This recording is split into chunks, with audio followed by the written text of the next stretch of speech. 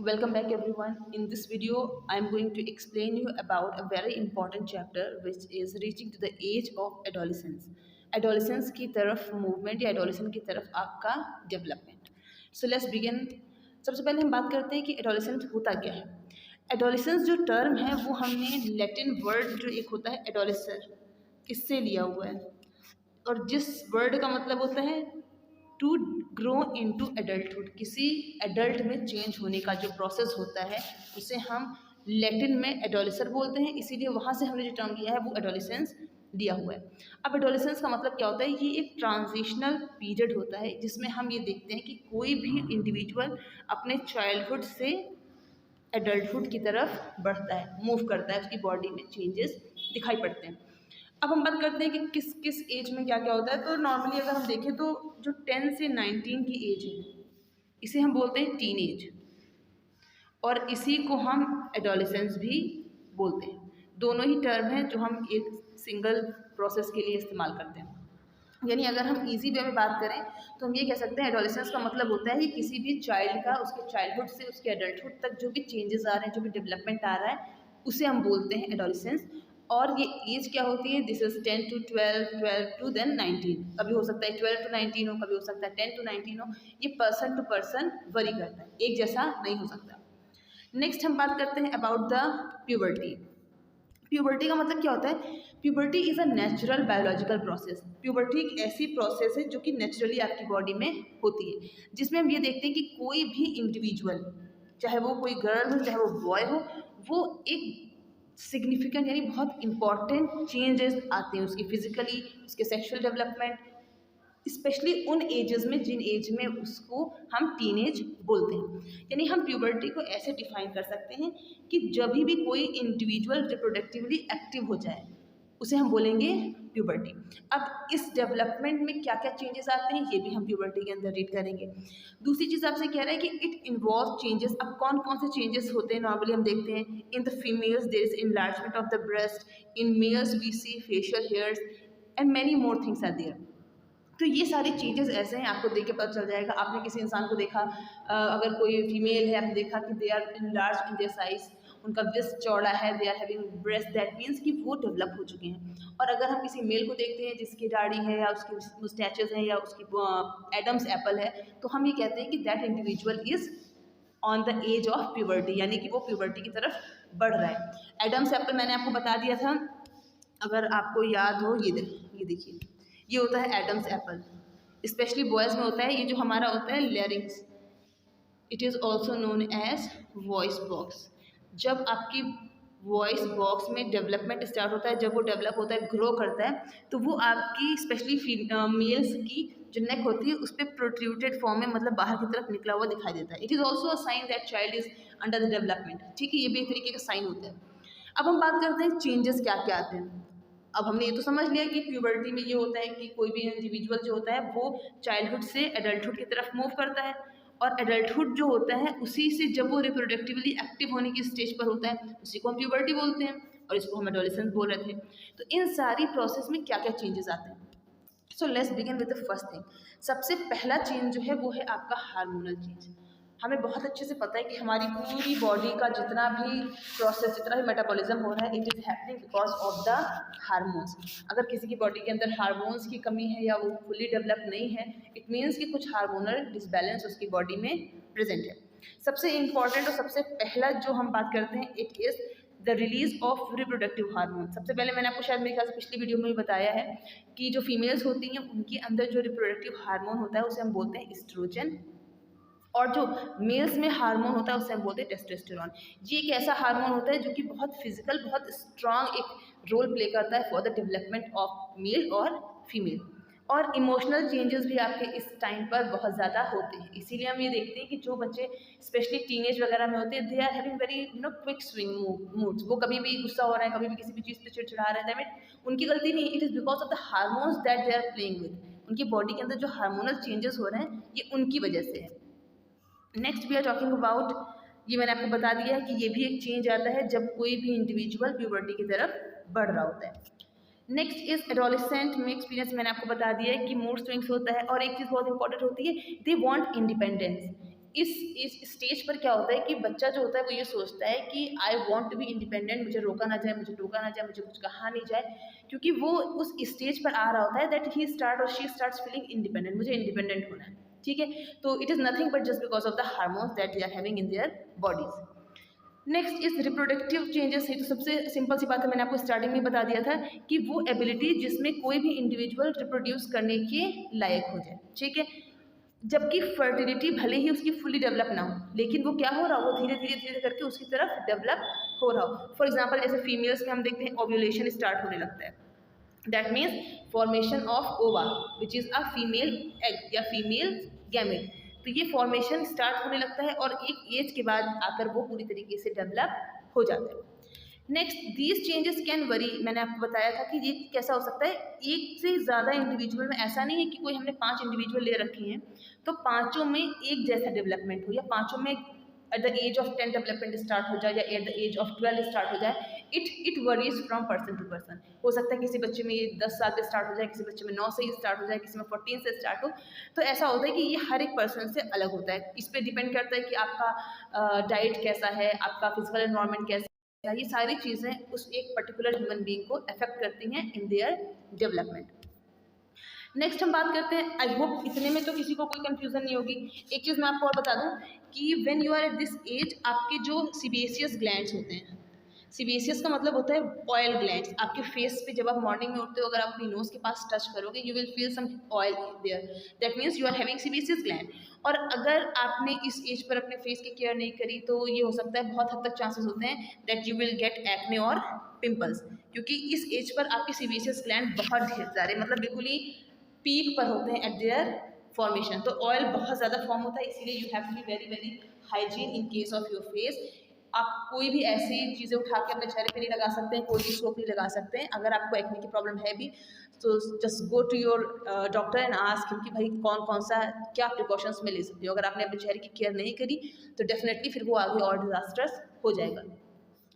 Next is one more important thing is there कि हमारी mental growth भी बहुत ज़्यादा होती है, हमारी लर्निंग एबिलिटी बढ़ रही होती है, हमारे जो इमोशनल एस्पेक्ट्स होते हैं वो बढ़ रहे होते हैं, हम प्रेशर फील कर रहे होते हैं, सोसाइटी का प्रेशर बहुत ज़्यादा फील कर रहे होते हैं। और इम्पॉर्टेंट चीज़ ये होती है कि हमें अपनी प्रॉब्लम्स बहुत ज़्यादा लगती हैं, हमें ऐसा लगता है कि इससे बड़ी प्रॉब्लम हो ही नहीं सकती है। बट जब आप थोड़ा थोड़ा आगे बढ़ते हो, थोड़ी एज में आगे बढ़ते हो तो आपको ये रियलाइज़ होता है कि ये बहुत बड़ी प्रॉब्लम नहीं थी, बस मुझे लग रहा था कि इससे बड़ी प्रॉब्लम कोई नहीं। इसका रीज़न ये है कि आपकी एज ऐसी है, आपको इससे बड़ी प्रॉब्लम कोई लगेगी ही नहीं। बट जैसे जब आप खुद ही उस एज से आगे निकल जाओगे, when you reach at 23, 24, 25, you will realize कि इन सारी प्रॉब्लम्स को तो एग्जिस्ट भी नहीं करना चाहिए था मेरे ब्रेन में, but it was just because of the hormones that you felt so bad about something. आपको अपने कलर को लेकर कॉम्प्लेक्शन होता है, अपनी हाइट को लेकर कॉम्प्लेक्शन होता है, कोई आपके बारे में क्या कह रहा है उससे कॉम्प्लेक्शन होता है। So there are lot of things. So next is endocrine gland. Endocrine और एक्सोक्राइन, पहले तो मैं आपको ये बता दूं कि इंडोक्राइन और एक्सोक्राइन क्या होता है, उससे पहले मैं बता दूं ग्लैंड क्या होता है। अच्छा, ग्लैंड एक ऐसा स्ट्रक्चर होता है जिसमें से सिक्रीशंस होते हैं, जिसमें से कोई भी चीज़ सिक्रीट हो रही होती है। अगर हम लीवर की बात करते हैं तो liver is also a gland, और क्या चीज़ रिलीज करता है, इट रिलीजेज बाइल जूस। आपको याद होगा मैंने आपको पढ़ाया है कि बाइल जूस को रिलीज करता है, और बाइल जूस क्या करता है, in the it helps in the digestion. तो इसी तरीके से इंडोक्राइन जो सिस्टम होता है इसमें कई ग्लैंड्स आते हैं जो कि अपना जो हार्मोन होता है उसको रिलीज करता है। ठीक है, अब दो टर्म होते हैं ग्लैंड्स में, इंडोक्राइन होता है और एक होता है एक्सोक्राइन। जब हम इंडोक्राइन की बात करते हैं तो हम बात करते हैं ऐसे ग्लैंड जो कि अपना सिक्रीशन डायरेक्टली ब्लड स्ट्रीम्स में छोड़ देते हैं, मतलब ब्लड में उन्होंने रिलीज कर दिया, अब ब्लड ही है जो टारगेट तक लेकर जाएगा जहाँ पर उसको वर्क करना है। जैसे फॉर एग्जांपल आपका पिट्यूटरी ग्लैंड है, उसने कोई हार्मोन रिलीज किया है तो उसको अगर यहाँ पर वर्क करना है तो वो यहाँ पर वर्क करेगा, अगर उसको वर्क बॉडी के नीचे वाले पार्ट पे करना है, हाथ पे करना है, कहीं पर भी करना है तो वो ब्लड स्ट्रीम्स के साथ वहाँ तक पहुँचेगा। ठीक है, एक्सोक्राइन की बात करते हैं तो एक्सोक्राइन वो ग्लैंड होते हैं जो अपना जो सिक्रीशन होता है वो डक्ट्स में करते हैं। डक्ट्स जैसे आपका वेसल्स होती हैं उसी तरीके की एक स्ट्रक्चर होती है डक्ट, पाइप लाइक स्ट्रक्चर, बहुत पतली सी। तो जब आपका फ्लो किसी डक्ट में हो रहा है तो वो एक्सोक्राइन होगा, और जब डायरेक्टली ब्लड में हो रहा है और ब्लड खुद उसको वहाँ तक लेके जा रहा है जहाँ तक उस हार्मोन को वर्क करना है तो that is known as endocrine system. और इस चैप्टर में अभी जो हम बात करेंगे we will talk about the endocrine system. So the first and the most important gland is hypothalamus. ये कहाँ पर प्रेजेंट होता है, ये ब्रेन में लोकेट होता है, और ये कंट्रोल क्या करता है, ये पिट्यूटरी हार्मोन, जो पिट्यूटरी ग्लैंड होता है उससे जो हार्मोन्स निकलते हैं उसको कंट्रोल करता है। तो जो बॉडी के फंक्शंस होते हैं वो भी हमें पता है कि पिट्यूटरी बहुत हद तक वर्क करता है, उसको कंट्रोल कर रहा है। बॉडी का टेम्परेचर कंट्रोल करता है और हंगर कंट्रोल करता है। नेक्स्ट हार्मोन, अच्छा मैं आपको डायग्राम दिखा दूँ, सेकेंड, ये वाला देखिए, ये है हमारा पिट्यूटरी ग्लैंड, ये वाला, और हाइपोथैलेमस हमारा ये है। यानी ब्रेन के इस पार्ट में ही हमारा पिट्यूटरी ग्लैंड भी है और हाइपोथैलेमस भी है। तो हाइपोथैलेमस क्या करता है, it controls the pituitary gland, ठीक है। Next will talk about the pituitary gland, और इसके लिए एक चीज़ बहुत फेमस है, it is known as master gland. Why it is known as master gland, क्योंकि देखो मास्टर का मतलब क्या होता है ना कि कोई भी चीज़ जो हर किसी को कंट्रोल कर रही है उसे हम बोलते हैं कि ये इस चीज़ का मास्टर है ना। तो जो पिट्यूटरी ग्लैंड होता है वो हर एक ग्लैंड को क्या कर रहा होता है, कंट्रोल कर रहा होता है। इसकी सिक्रेशन से ही बाकी हार्मोन्स अपना वर्क कर रहे होते हैं, इसी वजह से हम इसे बोलते हैं मास्टर ग्लैंड। बाकी सारे इंडोक्राइंस की जो भी एक्टिविटीज़ होती है उसको कंट्रोल करता है, और स्पेसिफिकली ये क्या करता है, ये ग्रोथ को मॉनिटर करता है। अगर आपकी बॉडी के अंदर पिट्यूटरी ग्लैंड में हार्मोन कम है या वो कम रिलीज हो रहा है तो आपकी ग्रोथ क्या हो जाएगी, रुक जाएगी। इसीलिए जिसके अंदर ऐसे हार्मोन्स की कमी होती है उनको ड्वार्फिज्म हो जाता है। ड्वार्फिज्म का मतलब क्या होता है, बौनापन, उनकी हाइट नहीं बढ़ पाती, ठीक है। Next we are having thyroid. Thyroid तो बहुत कॉमन सा नेम है, आई थिंक सभी को पता होगा कि it is kind of gland जो ज़्यादातर फीमेल्स बात करती हैं इसकी, कि थायराइड हो गया है तो एक्सेसिव बॉडी वेट हो जाता है। और एक चीज़ थायराइड से और होती है कि अगर आपकी बॉडी में थायराइड कम है और तो आपको ग्वाइटर हो जाएगा। ग्वाइटर क्या होता है, ग्वाइटर होता है कि आपके नेक के ऊपर एक बहुत बड़ा सा ऐसे स्वेलिंग टाइप की आ जाती है, ठीक है। तो ऐसा होता क्यों है, it happens because of the lack of iodine. Goiter जो होता है वो आयोडीन की कमी से होता है। अब आयोडीन क्या करता है, आयोडीन जो करता है वो ये है कि वो थायराइड ग्लैंड को थायरॉक्सिन रिलीज करने में मदद करता है। अगर आयोडीन कम है तो थायरॉक्सिन रिलीज नहीं होगा, और जब थायरॉक्सिन का लेवल अच्छा नहीं होगा यानी थायराइड ग्लैंड हमारा अच्छा वर्क नहीं करेगा, थायरॉक्सिन अच्छा रिलीज नहीं होगा, तो हमारी बॉडी में ग्वाइटर होने के चांसेस ज़्यादा है। सेम आयोडीन का फंक्शन हमने देखा था जब मैंने आपको मेटामॉर्फोसिस बताया था कि जो आपका टेडपोल होता है उसको मेटामॉर्फोस होके जो पूरा एडल्ट बनना होता है उसमें भी थायरॉक्सिन चाहिए होता है।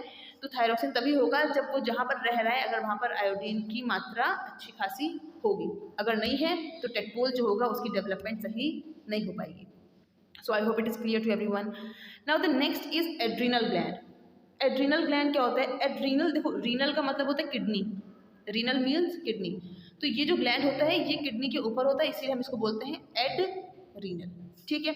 अब इसका मेन फंक्शन क्या होता है, situated on the top of the kidney, kidney के ऊपर होता है, ये एक हार्मोन रिलीज करता है जिसको हम बोलते हैं एड्रीनलिन, जो कि स्ट्रेस रिस्पॉन्स के लिए होता है। फॉर एग्जांपल आपको कहीं पर लड़ाई करनी है या कहीं पर आपको बहुत ज़्यादा एनर्जी की ज़रूरत है, आपको दौड़ना है, आपको भागना है, whenever you are having stress, तो ये हार्मोन जो होता है वो आपकी बॉडी में जल्दी जल्दी ग्लूकोज बनाता है, जल्दी जल्दी से उसको एनर्जी में कन्वर्ट करता है। क्योंकि आपने देखा होगा जब आपको कहीं लड़ाई वगैरह करना होता है ना तो आपके अंदर एक्स्ट्रा एनर्जी आ जाती है, आपको लगता भी नहीं कि एनर्जी मेरे अंदर थी भी, तो it is because of this hormone.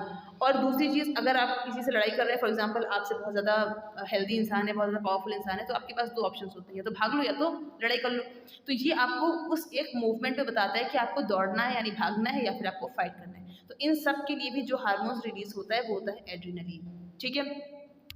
Next we are moving. अच्छा, थायराइड से दो क्वेश्चन आपके बन सकते हैं कि अगर थायराइड आपका कमी है आपकी बॉडी के अंदर तो क्या होगा, the answer will B goitre. और आयोडीन जो होता है वो क्या रोल प्ले करता है, आयोडीन स्टिमुलेट्स द फॉर्मेशन और the secretion of thyroxine from the thyroid gland.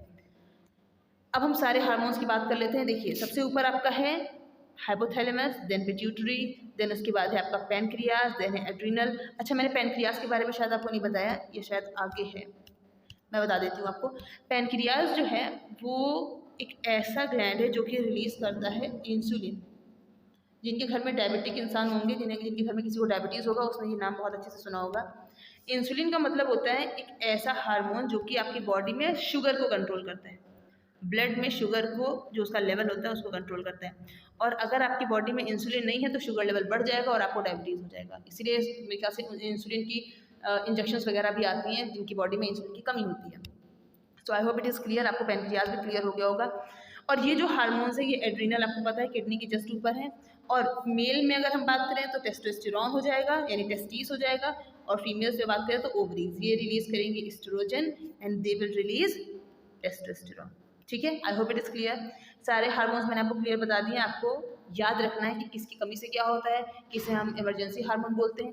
हाँ, मैंने एक चीज़ आपको नहीं बताई कि इसे हम इमरजेंसी हार्मोन भी बोलते हैं। तो अगर आपसे क्वेश्चन आ जाता है which hormonal secretion is known as emergency, sorry which hormone is known as emergency hormone, your answer will be adrenal. फिर आपको क्वेश्चन आ जाता है which is known as the master gland, then your answer will be pituitary gland.